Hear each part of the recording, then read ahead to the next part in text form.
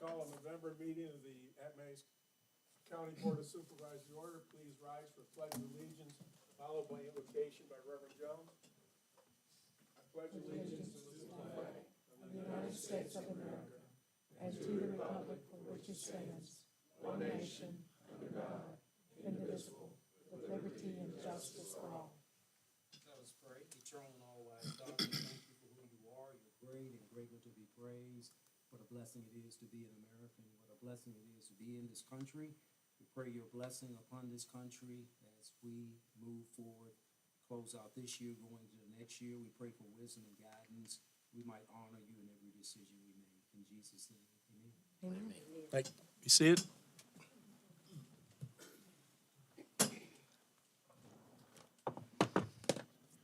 Before we set the agenda, I'd like to just acknowledge that we have the newly elected mayor of Pamplin in the audience and also the councilman-elect McKinley Caldwell.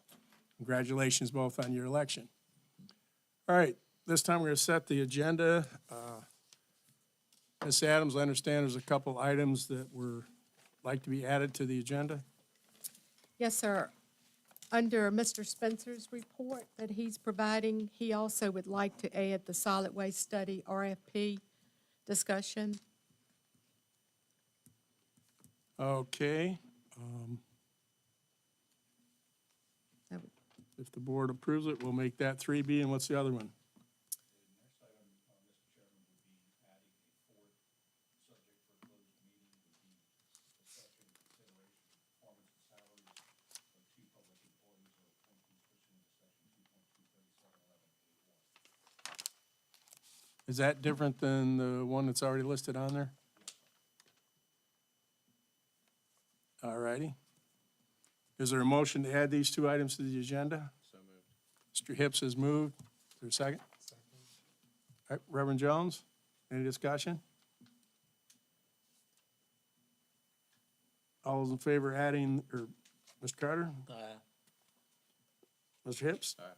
Mr. Reverend Jones? Aye. Mr. Wiskill? I vote aye also. Okay, accept the motion to approve the agenda as amended with the addition of the two items. Is there a motion?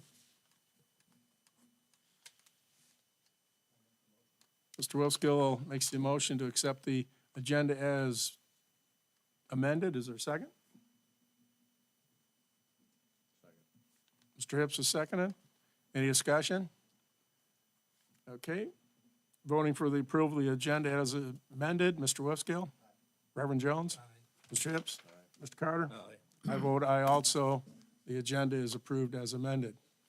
All right, citizens' comment period. This time is provided by the board to allow citizens the opportunity to address the board on issues of importance to the citizen. No individual citizens shall be permitted to speak or permitted to address the board for more than 3 minutes. At this time, we have two citizens who have requested this opportunity. First up is our new councilman, McKinley Caldwell. So if you step up to the podium, give your name and address, please.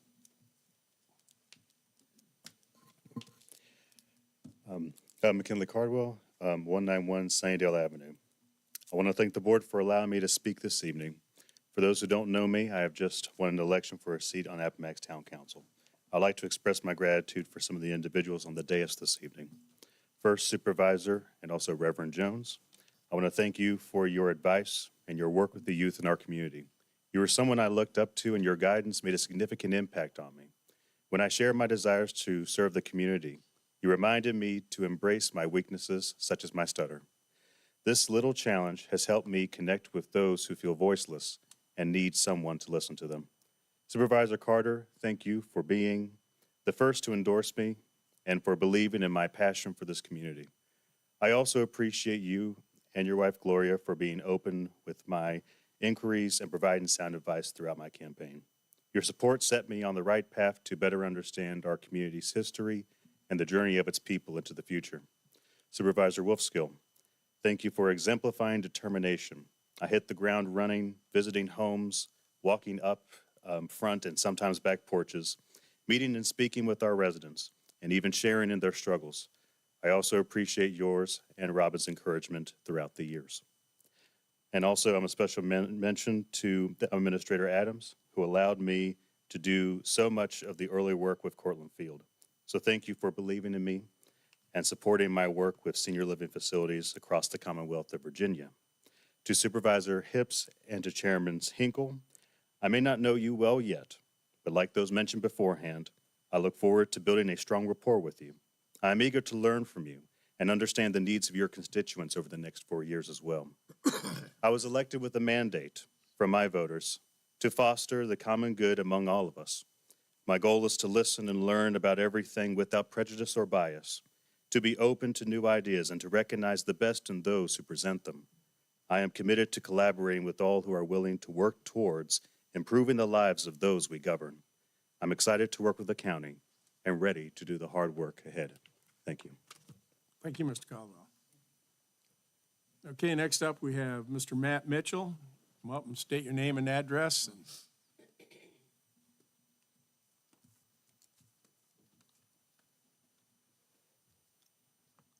Good evening, Board. My name is Matthew Mitchell. I'm 9570 Red House Road. I'm here tonight speaking not only for myself, but many other concerned citizens. This county is losing too many long-term employees, especially in the last few years. A lot of them had 20-plus years of service in this county. There's a large pool of them that retired, resigned, or were fired because of Ms. Adams. My understanding is the Director of Social Services just recently resigned due to the unfavorable treatment from Ms. Adams. They were displaced from their office due to a mold issue and then thrown to the wolves with a poor phone system and the odds stacked against them in a building they weren't used to. On top of the director, there's close to 10 other positions that will be opening soon.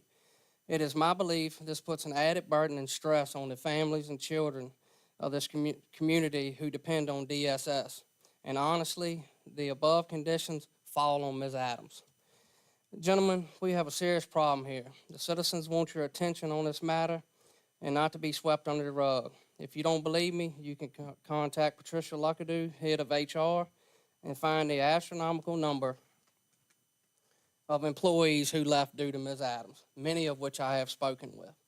Since she took position in 2015, we haven't kept a steady animal control officer, and our shelter is in shambles. Transparency. Board, y'all dissolved our social service board of long servants of this community, Barbara Williams, Lacey Webb, and Sam Carter, and also the attorney Brickhill, who served 20-plus years, while putting Ms. Adams in charge. Let that sink in. For the 9 years she has been here, what has she brought to this county? She hadn't brought any economic growth. She's brought plenty of despair to our long-serving county employees who are friends and family of all of us here tonight. I ask that the board, for myself, along with many others in this community, that her contract be put under review and to procure a better asset and candidate for the job. And Ms. Adams, since you like getting rid of county employees, I have reached out to John Vanoy multiple times about a county dispatcher who informed me of informants' names, case information, and much more, in which he never made movement to follow up on or pursue, which puts our citizens at risk. So with that said, if actions aren't taken in the next week, I will post those names, case details, I was told, to my Facebook page, and maybe I will act then. As I stand here tonight, I'm going to announce my running for a seat in the Board of Supervisors of November of next year. I will drive for our children, economy, and resources to better benefit the beautiful county and the historical Appomattox, Virginia. Thank you, and have a blessed evening. Thank you, Mr. Mitchell. Is there anyone who didn't sign up that would like to come up and speak? All right, hearing none, we'll next move into the appearances. These scheduled times are provided by the board to allow citizens and organizations outside of the county government to discuss matters of importance with the board. First up is Mr. Alex Rendon of Dominion Energy, who's requested to appear before the board to discuss the PGM open window. Mr. Rendon, is he here? Evidently not. Anybody from Dominion? All righty. We'll move to number 2. Mr. Larry Jackson, Government Affairs Director of AEP, has requested to appear before the board to discuss SMR, Small Modular Reactors Project. Mr. Jackson, please state your name. Good evening. I'm Larry Jackson, Government Affairs Director with Appalachian Power. My office is in Lynchburg. I live in Bedford County. You may have heard, we announced last Thursday that we have identified a potential site for a small modular reactor project on company-owned property at Joshua Falls in Campbell County. We plan to begin the early site permit application process with the Nuclear Regulatory Commission. The site provides an excellent access to existing electrical infrastructure that's necessary for a generation project. What we did not announce was that we were going to build a nuclear plant. We are only evaluating the site to see if it's suitable for such a plant. We wanted to make sure that it's clear so that people wouldn't expect that we are actually building a plant. For those of you who don't know where the plant site is, it is immediately adjacent to Appomattox County, and in fact, about 60 acres of the site is in Appomattox County. The Joshua Falls site was purchased by Appalachian in 1976 from Burris Land and Lumber with the intention of putting electrical facilities on there, and we, shortly after purchasing it, did site a 765 kV substation there, but it's sat empty besides that until now. The next steps on this project are going to be that we'll continue the environmental and cultural surveys on the site.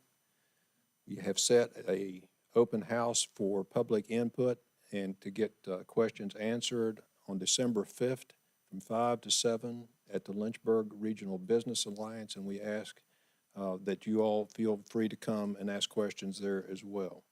We've also initiated a site on the internet so you can get some questions answered, www.appalachianpower.com/SMR. In early '25, we intend to file a request with the Virginia State Corporation Commission for the permission to go forward with the evaluation of this site. And if we receive that permission, we anticipate it'll take 3 to 5 years to get the permit from the Nuclear Regulatory Commission. We also plan on seeking a grant from the federal government to assist with the offsetting some of the costs with this project. I'll stop there and ask if anyone has any questions. Yes, sir. Mr. Carter. I'd like to ask you that this 60 acres is located where? In Appomattox County, Appomattox County. and it's, if you look at the site, it's in a curve of the river, and this piece that's in Appomattox County is just kind of an arm of the overall site. Okay, so it's not at the industrial park. No, no. No, it's actually in the, on the river. Okay. Now, is this small reactor a PWR or a BWR? It's a pressurized water reactor. It's, Okay. we have not picked the technology. There are 5 to 7 front runners in the technology, but most of them are using the existing technology of the bigger reactors, just in a smaller version. This site is about a half a mile from the entrance to BWXT's Mount Athos facility. Mr. Carter, for reference, there's a map in your packet that shows exactly where the land is. Okay. How long have we known about this? Last Thursday. Last Thursday? You didn't put anything out If there was a press release put out prior to? We, last Thursday at 10 o'clock. right. I spoke with Ms. Adams on Thursday morning before the announcement to make sure she knew about it before it hit the press. I've been working on this project for about 20 months. I was surprised that we were able to keep it quiet so long. I understand. Now, does our existing EDA members know of this? No, I mean, unless you told them, I did not. It's not our project. Not their project? No, Okay. no, we haven't had discussions about this. Would you like to have one? I tell you, it's all music to my ears. I love it. I approximately how many employees would, you looking at, once you get up? Once you get it up and running, it's about 200 employees. Now, because they're small and because they're modular, there can be more than one unit on a site. And we believe this site can take 4 to 6 units depending on the technology. You know, some of the technology is very small, but the larger ones that are better suited to the utilities, we believe we get 4 to 6 units on the site. So, as a PWR, I know without a shadow of a doubt that you looking at Framatome. We have not picked a technology yet. We have reached out to both B&W and Framatome and they're fully supportive of the project and will be there with us at the open house on the 5th of December. Great. Thank you. You're welcome. I have one question, Mr. Jackson. Yes, sir. In a perfect world, when would you be online producing electricity? 2035. 2035? Perfect world. Yeah, that's what I said. And you know, we don't operate there always. That's our goal. Any other questions from the board? Yeah, if I could take one more privilege, I retire in 2 weeks, and I'd like to introduce Rob Mann. He's taking over for me on the community side here in the Lynchburg region, longtime employee. He's actually been working on this project as well from another viewpoint for a number of months, but he made sure that Ms. Adams had his contact information so she'll know who to call. I wish you all the success in the future. Thank you. Congratulations. Thank you very much. We appreciate it. Thank you, Vernon. Thank you. All right, next up, we have Mr. John Spencer, Information Systems Manager, as requested here before the board to provide an update on Firefly Virginia Communications Initiative grant with the Thomas Jefferson Planning District Commission. Mr. Spencer, what good news do you bring? Well, sir, thank you for giving me a few moments here. I just kind of wanted to give a little update. And I will start just because sometimes there's a little confusion surrounding the whole broadband project. And I'll just say, you know, it started out Central Virginia Electric Co-op. And there are two parts to the build. There was the Central Virginia Electric Co-op, or CVEC build, and then there was the RISE build. The CVEC build has been completed for quite a while. There were about 3,400 what they call passings, basically the fiber passing by, giving everybody in the CVEC service area in Appomattox County the ability to have Firefly service in their residence if they so choose to get it. So the funding for that started with a couple Tobacco Commission grants. We had one that was just shy of $980,000.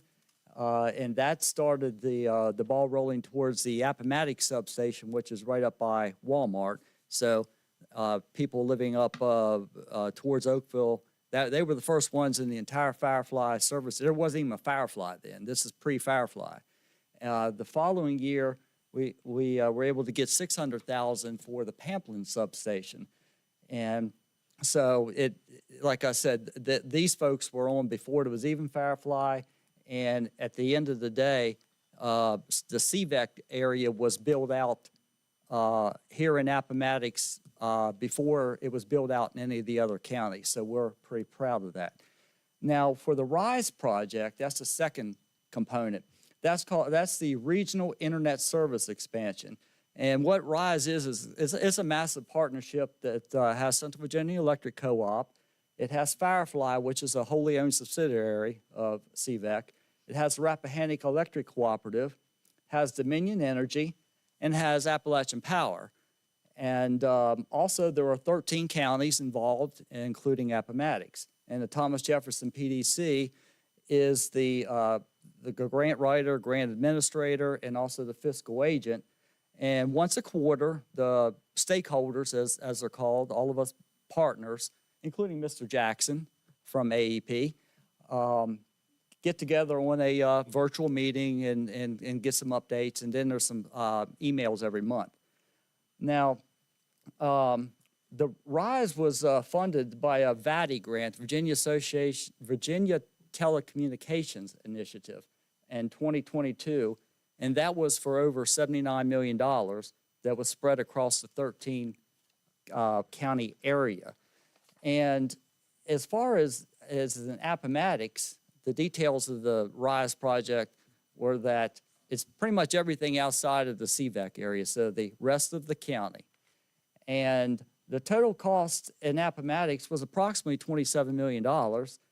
And at that point, the county said that they would provide a match of $1,166,200 for that project. And there were to be about 2,165 passings that were unserved or underserved, and those people would then have the ability to have broadband at their house. And that's going to be about 360 total miles of fiber. So the status as we move on is that the Horseshoe Road area right now is, they're connecting. They're connecting right now, and that's kind of a Horseshoe Road general area. Spout Spring area is also connecting now, and they're moving from Hummingbird Lane on towards the Country Club.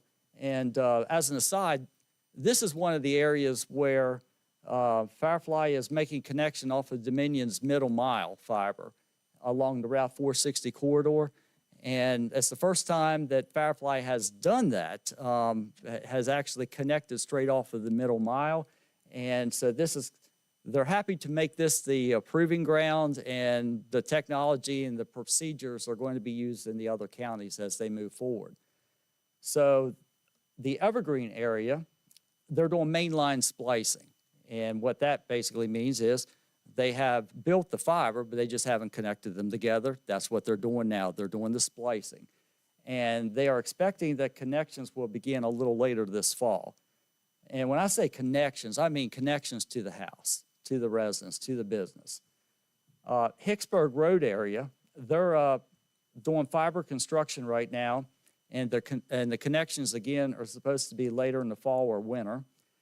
And Promised Land area, it's in the engineering phase, and connections are supposed to begin in the summer of 2025. You're kind of getting into the heart of the South Side Electric Cooperative right here with this, also over in the Hicksburg area. Salem Road area is also in engineering phase with connections to begin in the summer of 2025. The courthouse area, this is kind of a new territory that's kind of sort of around the perimeter of the Horseshoe Road area. Some of it overlaps with part of the property near the surrender grounds. And they are expected to begin construction around next summer. I mean, connection next summer as well. But that's kind of a little bit of a segue into the 2024 grant. In 2022, when the grant was submitted and approved, the FCC maps had certain criteria, and the mapping did not as accurately show underserved or unserved properties as what people would have liked. Those maps were revised, and all of a sudden there's about 85 or so residences that actually are not served by an incumbent broadband provider, and at that point they are now eligible. So that's why Firefly went back in for another grant in 2024 to bring, I believe it was 84 into the fold, with about 2 more miles of fiber, because in all of these situations, most of them are just being connected off of existing fiber that's already going by or very near. It's not like they're having to build a lot, but it was just in trying to deal with the FCC maps. So there was no match requested of the county on that, but they were getting an extra $300,000 from VATI for that purpose. So all in all, right now, there are about 2,830 activated accounts in Appomattox County as of November the 1st. And, there are 2 levels of service for residential, the same as it's always been. The first level is 100 by 100 megabits per second, right at $50 a month. The next goes to 1,000 by 1,000. That means 1,000 up, 1,000 down, and that's $80 a month. Very, very good pricing, very aggressive pricing. And I'll just close this out by saying that I have a nice quote here from Firefly. I'd like to read it to you. It says, Appomattox County has been a wonderful partner to Firefly, and this unrelenting support and coordination between our two organizations is the reason why Firefly was able to make the first connections across our entire system here in Appomattox in 2019. We were able to finish our CVEC build first here in Appomattox before any other counties, complete the first connection off Dominion's middle mile here in Appomattox, and now continue the work of Appomattox Economic Development to ensure that we are bringing the best, most reliable fiber infrastructure to every business looking to locate within Appomattox County. So Firefly, Central Virginia Electric Co-op are very appreciative of the cooperation between the county staff, the board, and they wish to make you guys know that. So that's pretty much all that I had to say. Just wanted to bring you up to speed because I know a lot of folks have been wondering, you know, what the status is, and I will tell anybody who listen, get on fireflyvirginia.com. You will be able to see exactly what the status is of your project area. Go to the Appomattox page. You will see a map with all of these little, like Hicksburg area, Promised Land area, Spout Spring. You'll see the map of all of those, and you will be able to go down, scroll down, and see the status of each one of those projects. So just trying to get the word out on that. Okay. Does anybody have any Any questions? questions from the board? Mr. Carter? Chairman, Mr. Spencer, down 24 in the Veer section. Yes. Matter of fact, it's just right off 24, I think. The Firefly stopped. Now, when is it going to pick back up? I didn't quite catch that in you. Well, it depends on exactly how that lies, where you're talking about lies with the map. But like going out River Ridge Road,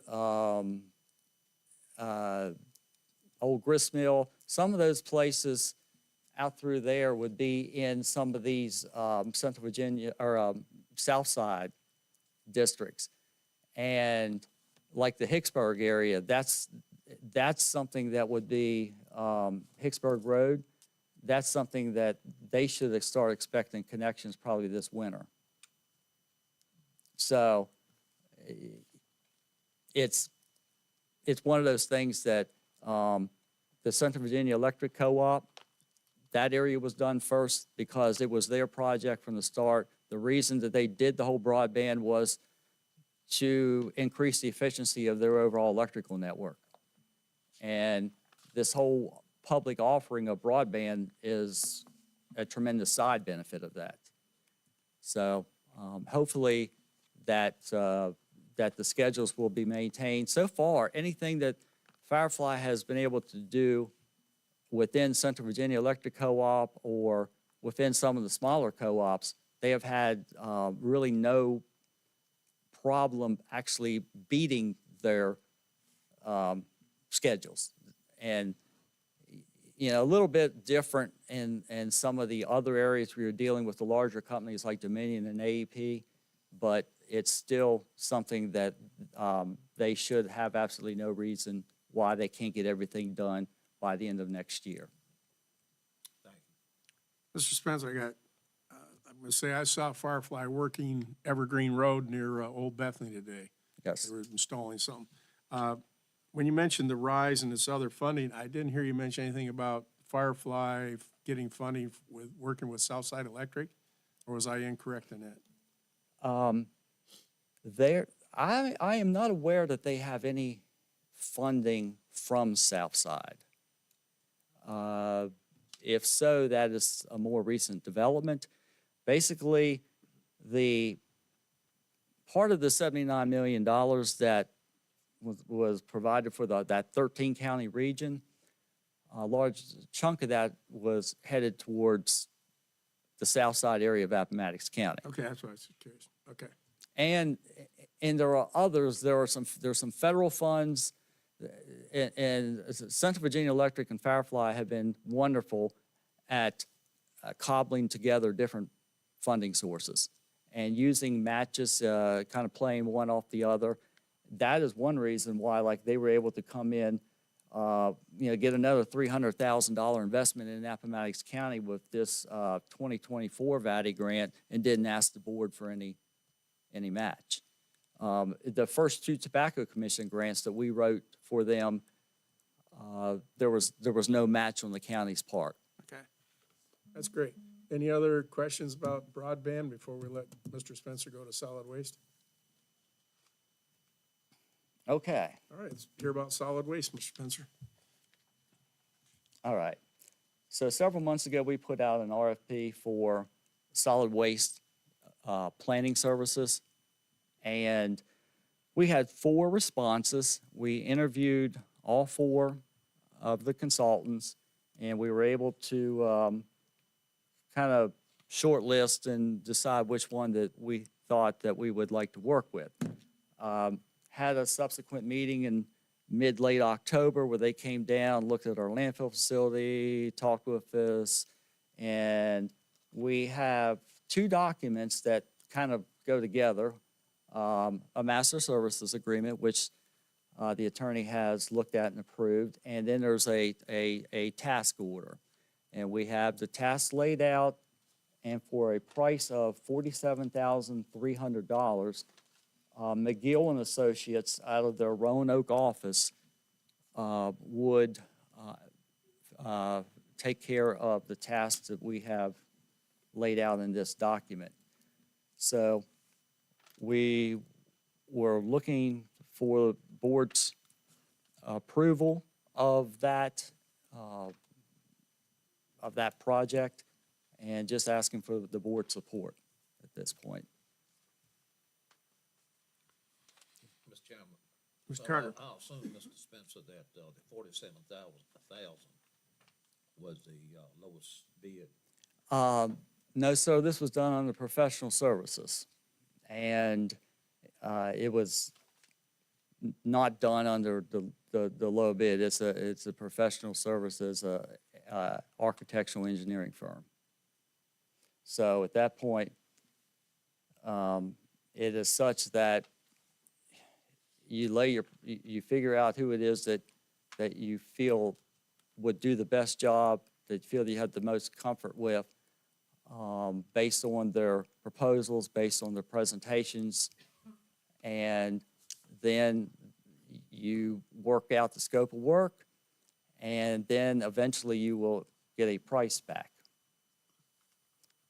So, You know, I don't have a problem with that. The thing that bothers me more than anything, if there's somebody out there that would do it for 20,000 or 80,000, we just don't know, do we? under the Virginia procurement for professional services, no.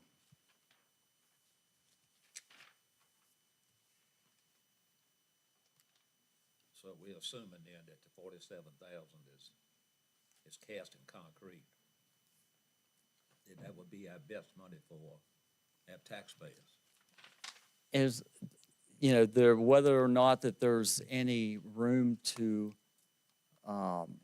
negotiate on that, negotiate it down a little bit, or typically in a situation like this, what ends up happening is you start losing parts of your scope of work. So when you go in to negotiate with them, that happens a lot in these type of professional services negotiations. I'm no engineer, but it was just a question in my mind. And it's a fair question. Thank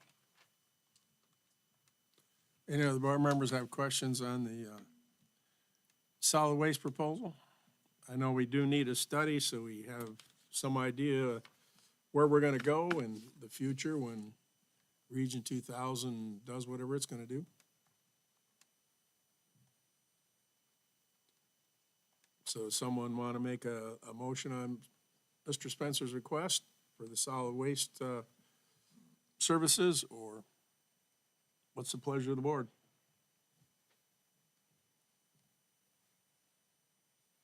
I make that motion. Reverend Jones has moved to approve contracting for the solid waste study services.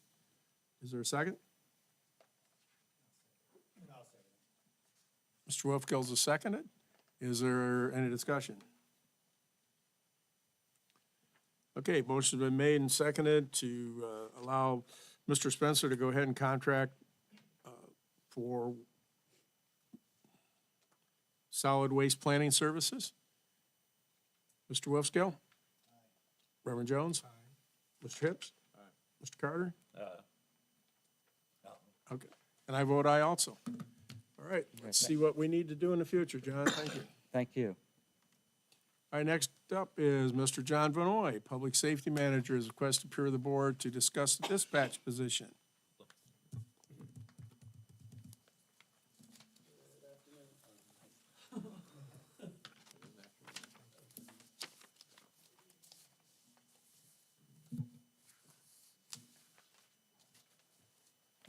So a few months ago, I went to the Public Safety Committee seeking help with an additional dispatcher. For the past, since 2009, the 911 Center has been at the current level of 11 dispatchers, and we haven't had an increase in manning. So over the past 15 years, a lot more has been put on the dispatcher's plate. And I got a list of the things that have been added to the plate that I just handed you. And it starts off with like the number of calls for service has increased to 19,921 like in 2023. And so far in this year, compared to last year, for yesterday, what was 16th, I did the numbers, and so far this year, we're 1,101 calls above last year's numbers.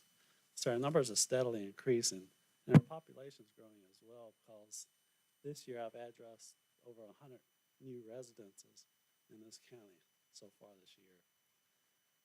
We added taking over the NCIC warrants and criminal histories and stuff as custodians for the sheriff's office. We started medical dispatching in this time frame, which requires a dispatcher to stay on the phone lines a lot longer with the callers than we did previously. We've added texting to 911, and also another thing that was added the past 3 or 4 years is Community Policing Act, which we have to document with the sheriff's office all the traffic stops and interactions with civilians on race-based things and any other things that falls under that Policing Act. And this year, starting 1 July 2024, Marcus David Peters Act came into play, where we have to transfer suicidal callers and stuff, because they started Virginia 988 number, which counselors are available to talk to these suicidal callers before we have to send out deputies and stuff. And it's trying to do more of a intervention with counselors before we actually have to dispatch officers. But that's another step that causes a dispatcher to stay on the line longer with the callers. Let's see. We do new paging systems with our new CAD system. Rapid SOS, which is a great tool that helps us, like all these cell phones and stuff, have GPS on them. That helps us connect with them. We have a radio system, RIOS, that assists our dispatchers in patching channels together. 3SI tracking portal, that's when, like if Walmart and these other stores have parcels and stuff with trackers in them, we are able to track those if it come into our county. Took over cameras and stuff for courthouse and for the sheriff's office. We didn't take it over, but we monitor those as well, especially when somebody's in in the magistrate's office. So we have callers in there, so they've had fights and stuff break out in there and stuff, so. And this doesn't take into account the 4 new deputies that the sheriff has gotten approved, because they come out of the academy in, what, 5 weeks or so? And they'll be hitting the road as well to add to the dispatcher's plate. So what we've come up with is, in January 1st, we have to train for Ashley's replacement, which we haven't hired yet, and we had a dispatcher that submitted her resignation, so she has 2 weeks left. So we'll be training 2 people, but we want to add a 3rd new dispatcher to help us cover during the day shift. When we're doing all these warrants and papers and stuff, that we have to, takes time away from the dispatchers on the phone. So that 3rd dispatch position will assist with that, because that'll give us enough manning for the weekdays to run 3 dispatchers. And if you see that the next chart that I got on the next page, you can see our busiest hours during the day. Like over the last year, we've had, like on 1600 is the peak. And over 1 year, we had 14,000 interactions with the radio or phone system that the dispatcher has to respond to. So, and on the back sheet, I just gave you the job description of the dispatcher. The Public Safety Committee was all for hiring of the extra dispatcher. And down here, I've got the proposed salary. It's what we're, just a little bit less than what we're currently paying our shortest serving dispatcher, which is 3 years. And that's the breakout of that. Any questions? Board, any questions for Mr. Benoit? I do want to say that I've noticed on my radio that the sheriff's department is doing a lot more traffic stops, and I appreciate that, which increases your radio traffic. I can understand that. And really, since you listen to the radio, you can hear on the radio when we get a call in and the dispatchers are working, you can still hear that phone ringing in the background. Yep. And I'm sure you probably noticed that. So those calls are not getting answered as quickly as we need to.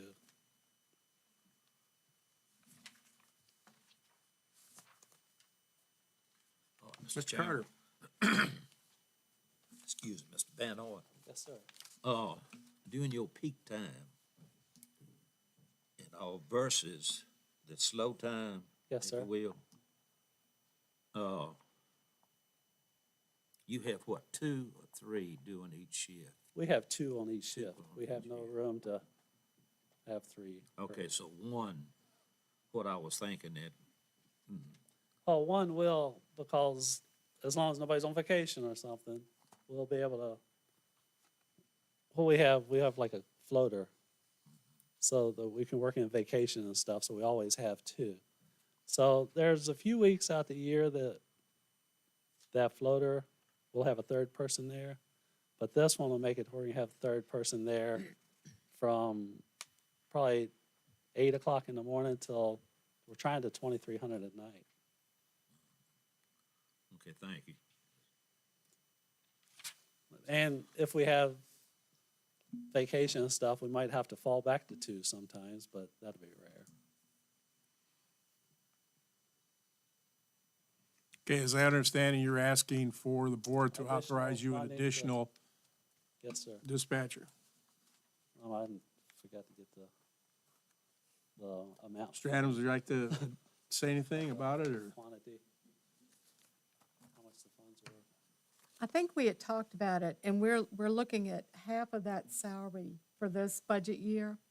And also, there is some vacancy savings for his open positions. So if the board could authorize up to a certain amount, say 15,000, to cover this year's budget, if you approve that position. Okay, so I think we need 2 motions on this. We need 1 motion to approve the additional position, and then a second motion to authorize up to 15,000 be added to the current budget to cover the additional expense for this budget year.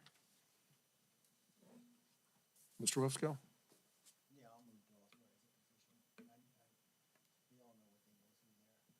All right, is there a second? Mr. Hips is seconded. Mr. Wolfskill's motion, so is there questions about adding additional dispatcher to the 911 center? Mr. Chairman, Yes, Mr. Carter. so in regards to 2 years ago, what? Yes. In regards to, well, I said 2 years ago, 5 years ago, as far as that goes. You have seen the need for an additional dispatcher? Yes, more so recently because all of our warrants are increasing more and stuff, the added documentation stuff we have to do has just increased, like the Marcus Peters Act and the community policing have just been recently added. And those things have made it stand out more. Okay. All righty. Let's take a vote on the addition of a dispatcher position to the 911 center. Mr. Wolfskill? Reverend Jones? Mr. Carter? Mr. Hips? I vote aye also. Is there a motion to approve additional funding? Like to add a dollar amount to that? 15,000. Yeah. Up to 15. Yeah, I think we'll come. All right, Reverend Jones has made the motion to approve up to 15,000 additional dollars to that salary budget line. Mr. Wolfskill seconded it. Is there discussion? Mr. Carter, how do you vote? Mr. Hips? Reverend Jones? Mr. Wolfskill? I vote aye also. Thank you. All righty, go make us proud, John. Your employees are doing a good job, I will say that. All right, next up is public hearing. Public hearing of proposed amendments to the zoning ordinance and subdivision ordinance. A duly advertised public hearing has been advertised pursuant to the Code of Virginia, Section 15.2-2204. The zoning ordinance amendments relate to the maximum height of structures allowed in the planned industrial district and several additions and deletions to the wireless communication facility section. The subdivision ordinance amendments include revisions to the qualifications for a family division and provisions for outside agency review of a subdivision plat. The Planning Commission held a public hearing at a September regular meeting. No one spoke for or against the amendments.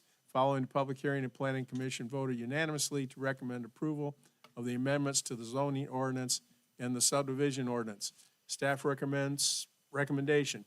2 ordinances have been prepared for the board's consideration in accordance with the recommendation of the Planning Commission.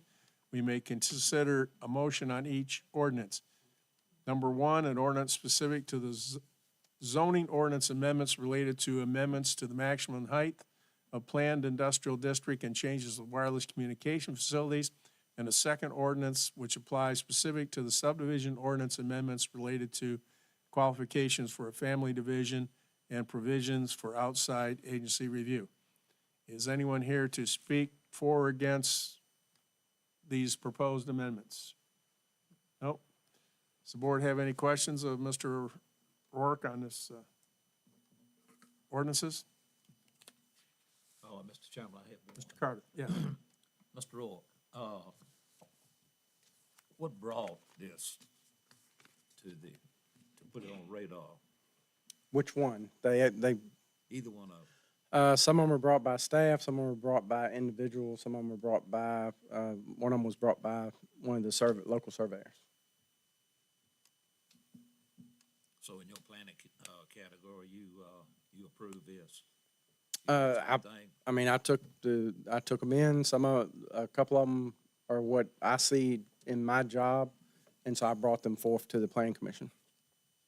Okay. That's all I have, Mr. Chairman. Thank you, Mr. Carter. Any other questions? All right. We might as well take a look at it. Is there a motion to approve the ordinance specific to the maximum height of planned industrial district and changes to the wireless communication facilities?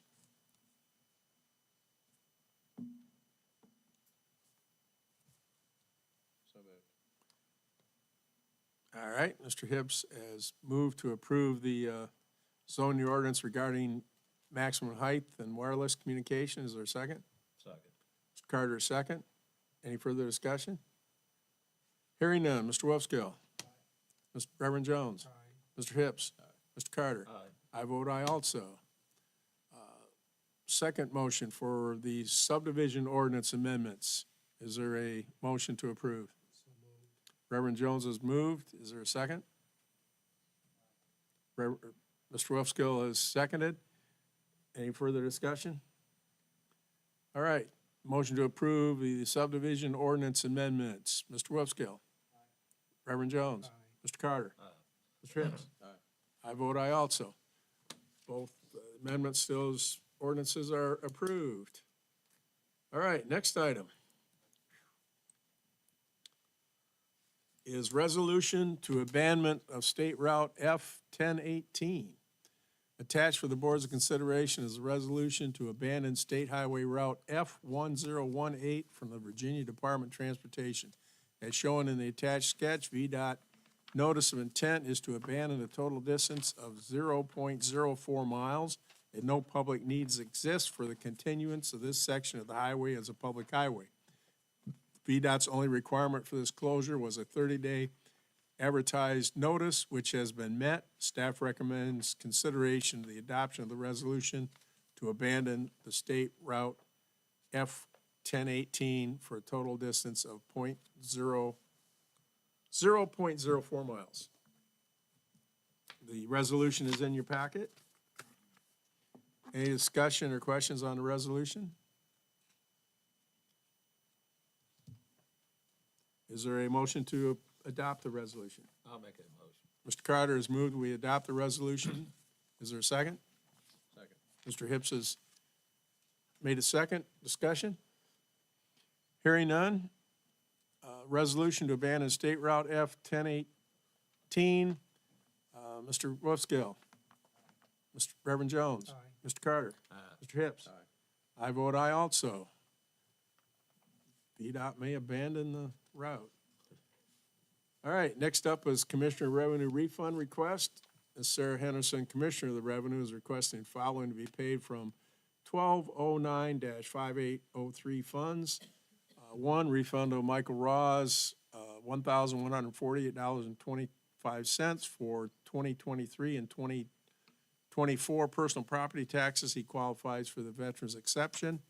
Number two, refund Wells Fargo Home Mortgage, $1,292.27 for loan number 0199497132 in the name of Michael S. Ross for 2022-2024 real estate taxes. He qualifies for the veterans exemption.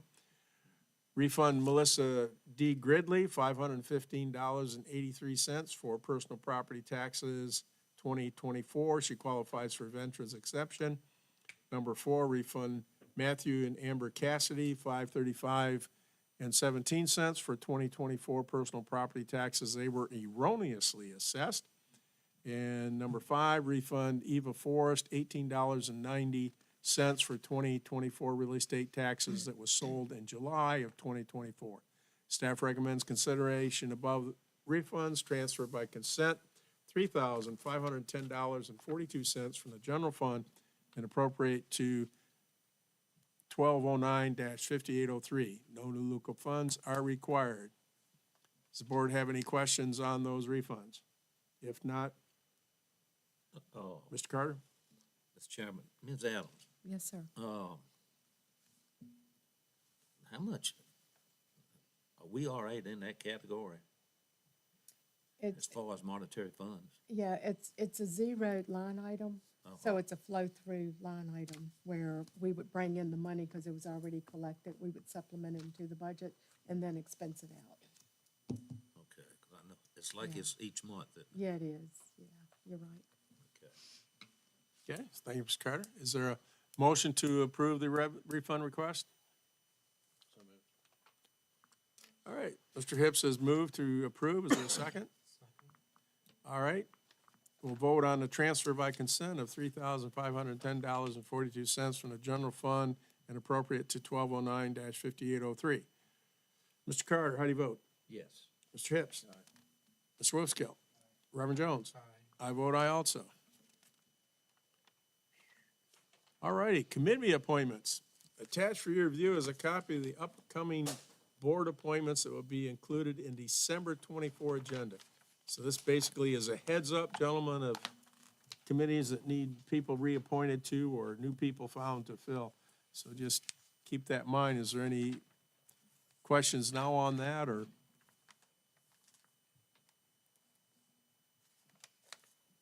All right, hearing none. How's-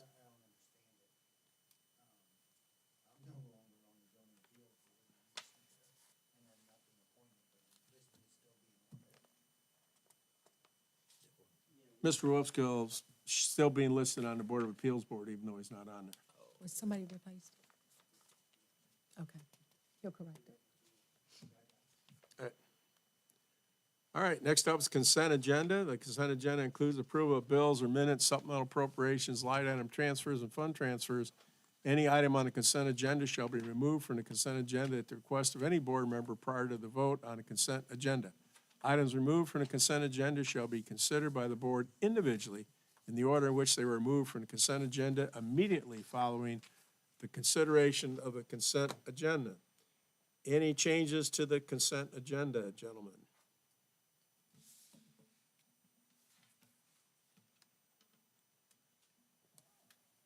I'll make a motion to approve. All right, Mr. Carter's moved to approve the consent agenda. Is there a second?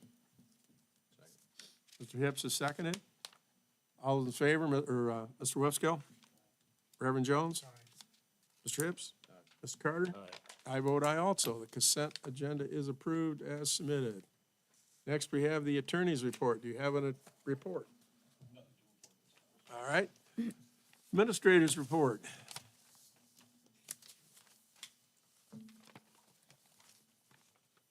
So you have your report before you. I did try to send that out this afternoon so you could reference it on your iPad. There are a couple of things I just wanted to point out in the report. Ms. Dixon has included upcoming events. You may want to notate those dates on your calendar under the tourism department. And the facilities update is we welcome our new hire, Joe Ferguson, who will be performing custodial services, as well as you've got your projects for courthouse construction update. Excuse me, Ms. Yes, Who- sir. What's the gentleman's name? It's Joe Ferguson. Joe Ferguson.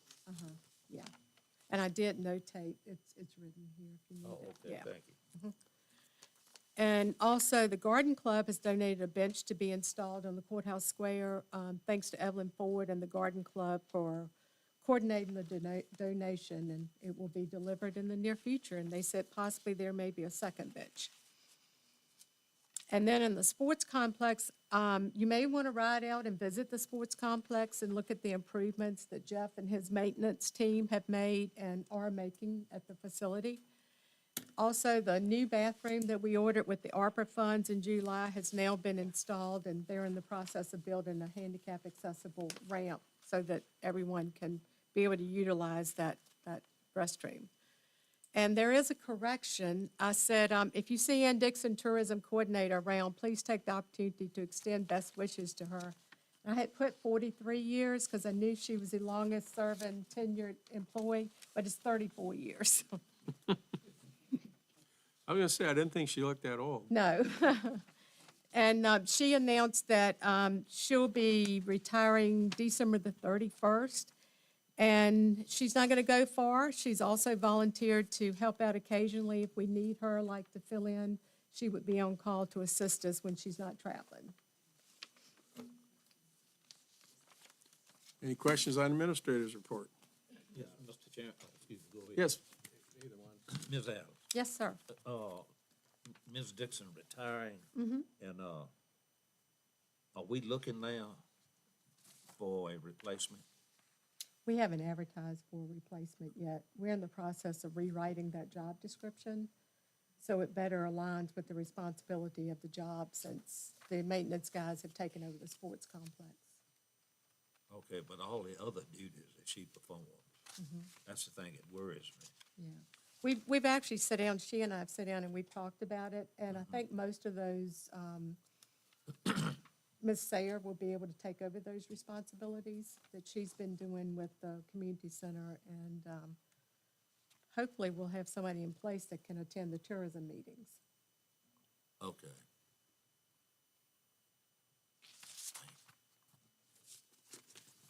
Mr. Hips, your questions? I hate to bring it up, but, you know, the first thing I think of with improvements in the park with restrooms and stuff is vandalism.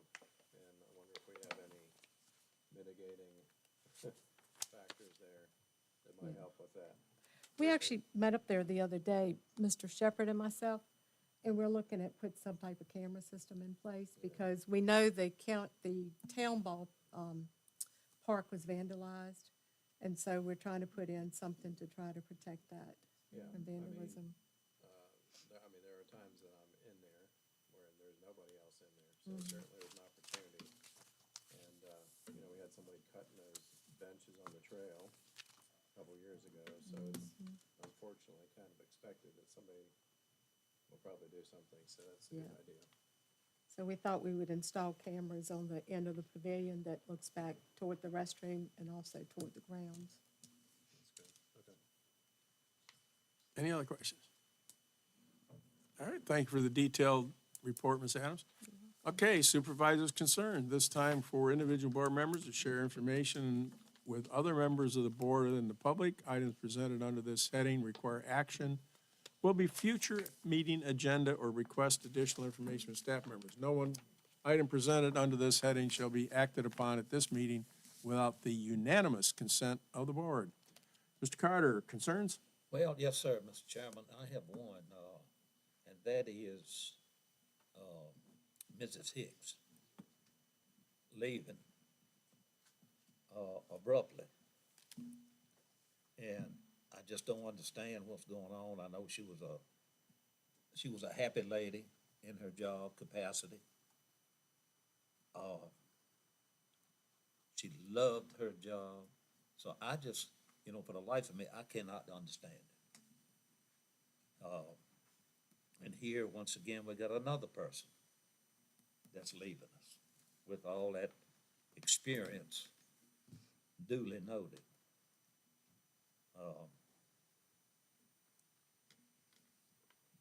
I don't know, what in the world y'all gonna do? We have a plan. You got a plan, Yeah. okay. And I do know Ms. Hicks is looking forward to doing other things in her life and spending time before, like many of us, we find we retire and we're not as healthy to do things that we wanted to do, and so it's like, Yeah. Yeah, I know she got two daughters. It's gotta come first, and look like everything, I don't know. It just don't make a lot of sense to me. or Miss Dixon, yeah, one of the things. Anyway, Mr. Hips? Mr. Wolfskill? Reverend Jones? No. I don't have any concerns either, so we're good. All right, upcoming meetings, Monday, December 16th at 6 PM, regularly scheduled meeting, Board of Supervisors Meeting Room, 171 Price Lane, Appomattox, Virginia. Closed session. Mr. Chairman, the proposed motion would be move the board enter into closed session for the limited purpose of, one, consultation with legal counsel and briefings by staff members regarding actual litigation or such consultation or briefing in open meeting would adversely affect the negotiating or litigating posture of the county related to Region 2000 pursuant to section 2.23711A7. Two, discussion regarding the appointment and salary of an individual to assist regarding oversight of Department of Social Services pursuant to section 2.23711A1.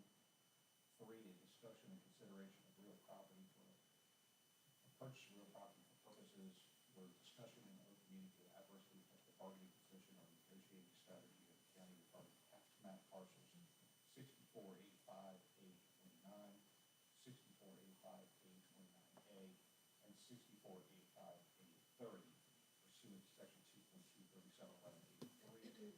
And four, a discussion regarding the performance and salary of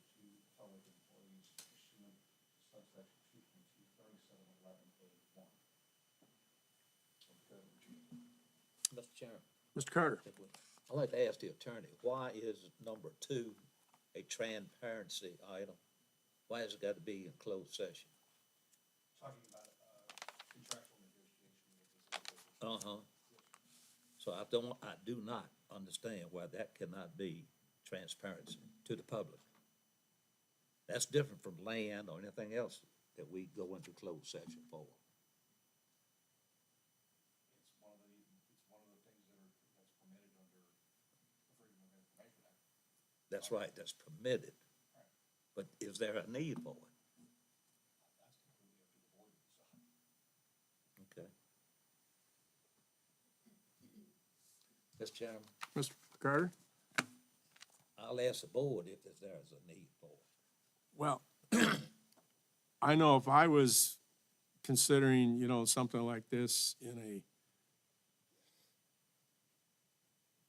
applying for a job with the county or I know when I was, did apply for a local agency, but it's like, I wouldn't want my personal negotiations with an employer to be out in a public atmosphere.